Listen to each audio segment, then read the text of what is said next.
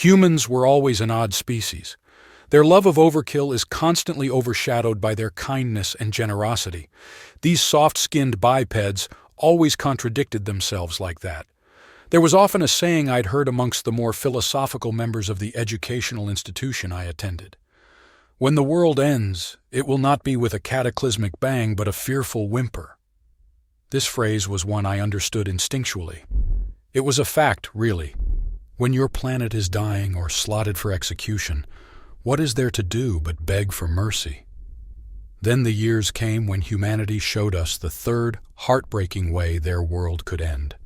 Earth, like all homeworlds, was almost entirely devoted to their various cultures and ways of life, a living museum of sorts where they lived like ages long past for the preservation of history. Other than a small planetary garrison and reserve fleet, it was largely undefended. The Carnids took advantage of this. None knew how the Carnid bioship had slipped past the front lines, but it had. It crashed onto the humans' home planet along the west coast of North America, in a state known as Oregon per the historical index. With the universities stationed in the state known as Massachusetts, we were originally told we were safe, that the garrison on the west coast could handle it. Then the reports began coming in from the Ochoko front. These Carnids were not the same ones they had fought almost 1,000 years ago. They had been modified to be bigger, stronger, with thicker armor, and redundant organ systems.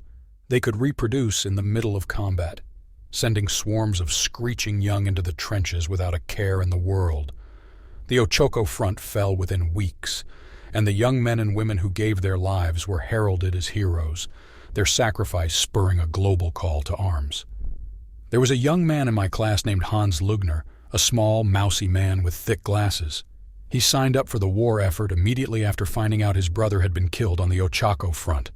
He was sent to a planet in the Alpha Centauri system to help with a refugee evacuation. I remember when I first saw the footage, shot from the tail camera of an evacuation shuttle, how even with a fist-sized hole in the chest plate of his armor, he still rose against the nigh godlike chosen to smack them with his broken rifle. He died then, throat gashed open by the chosen's war gauntlet. But even as he lay dying, the camera zoomed in on the young man as he seemed to stare back, with a smile. It was then that I got a slight inkling as to how humanity would fall. The war against the Imperial Union, as they had been calling themselves, showed many battles like this, and even as the Carnids rampaged through Northwest America and into the South, humanity never gave up. Each kilometer and mile was flooded with the blood of humanity's warriors. They who held the line in staunch defiance would break their fists against the hardened carapace of the Carnids before allowing them another inch. But for every warrior who gave their lives, there was a mother, hugging her children to her so they didn't have to watch the evacuation outpost be overrun as they flew to safety. Siblings reunited at the last second, thanks to warriors who put their own lives below those that they were there to rescue. Families who remained whole, friends who didn't have to bury their chosen blood. Each warrior gave their life in exchange for the life of a dozen innocents or more. For the miles of the battlefield were soaked in the blood of warriors, every drop of innocent blood diluted by the fiery liquid iron that filled a warrior's veins. But the miles of blood-soaked land kept growing and the warriors were running out. I still remember the day General Krieg Tolman arrived at the university, a reserved man. Abrupt and callous he seemed as he informed us that the Carnids were on their way here and that Earth had been considered lost because the Carnids were reproducing and spreading too fast. I remember asking him, "Then what are we going to do?" I remember the way he looked me in the eyes then, stern but determined. Me and the 501st have 24 hours. If by that time this entire area isn't evacuated, we have failed our mission. I hadn't been able to respond. How could they be concerned about evacuation? This was their history, their home, and they were just going to give it up. Sadly, that is exactly what they were going to do. We were the last living souls on the planet except for wildlife. The sound of gunfire started early in the morning. The many bodies gathered in the main courtyard flinched at the sudden cacophony. General Krieg stood there with us, watching the sky and defending a barricade that guarded the main doors to the courtyard. A man with a large backpack stood next to him, a wire leading to a handheld earpiece and microphone as he shouted orders and organized defense lines. I could hear the many voices on the other side of the strange earpiece, how they shouted back affirmatives and information even as the roar of gunfire tried to drown them out. It wasn't long then that we heard the heavy thump of artillery fire and the crackling rumble of explosions. The first shuttle arrived perfectly on time and took half of us civilians away in one trip. I was slotted for the second ship, and I did not mind at all. It was a choice, to allow Hans's mother to go ahead of me in honor of her son's sacrifice. But she had also refused, giving it to one of the youngest students, a Solarian girl with red-rimmed eyes. The battle raged on easily into midday, the amount of voices shouting back on the radio ever lessening. Some even cut out with insectoid shrieks or explosions. I began to notice a change in the man known as General Krieg. There was a franticness with which he checked his watch and shouted orders, looking back at us for moments at a time in silence before shouting something in an Old Earth language. Haltet die Stellung, es sind wir Odersie. It was strange the way he glanced around when he said it, always looking at me or another student for the second half of the shout. I suddenly began to worry, especially as the shuttle hadn't returned yet. Had it been delayed? The sounds of gunfire and screaming men grew closer. Many were cut short by the defiant roar of a death sphere. General Krieg grew even more frantic in his orders, calling in support from the ships up above that never arrived. Hours passed, and a palpable fear began to fall over the courtyard. Was this it? Is this how we would die?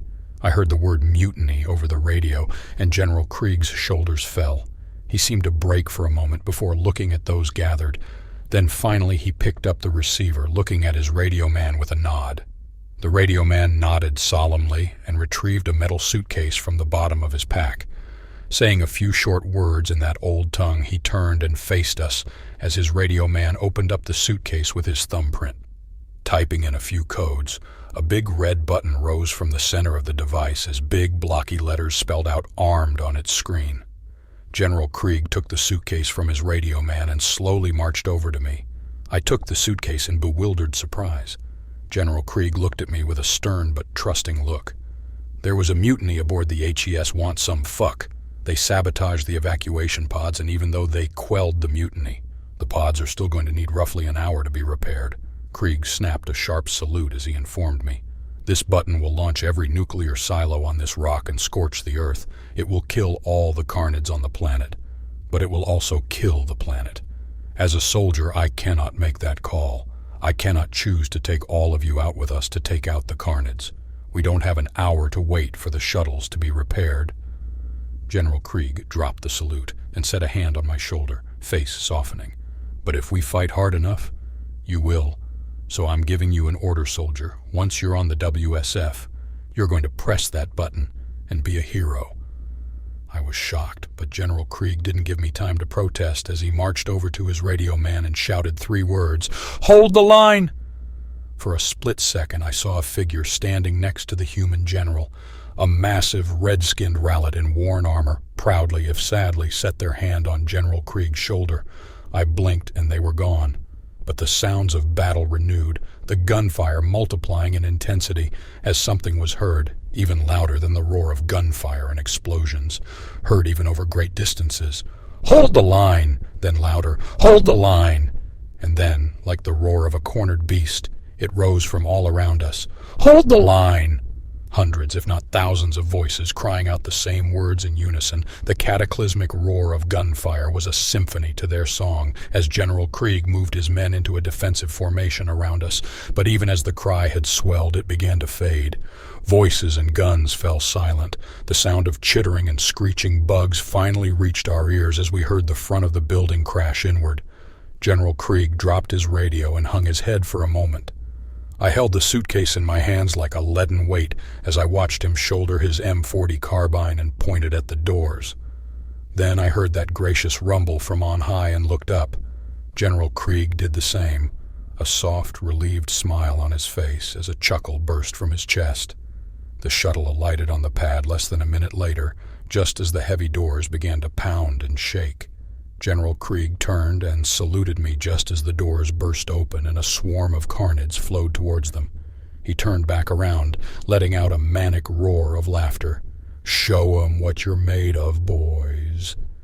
The sound of gunfire was deafening in the walled courtyard, as the tide of insectoids was physically pushed back by the hail of lead the human warriors unleashed.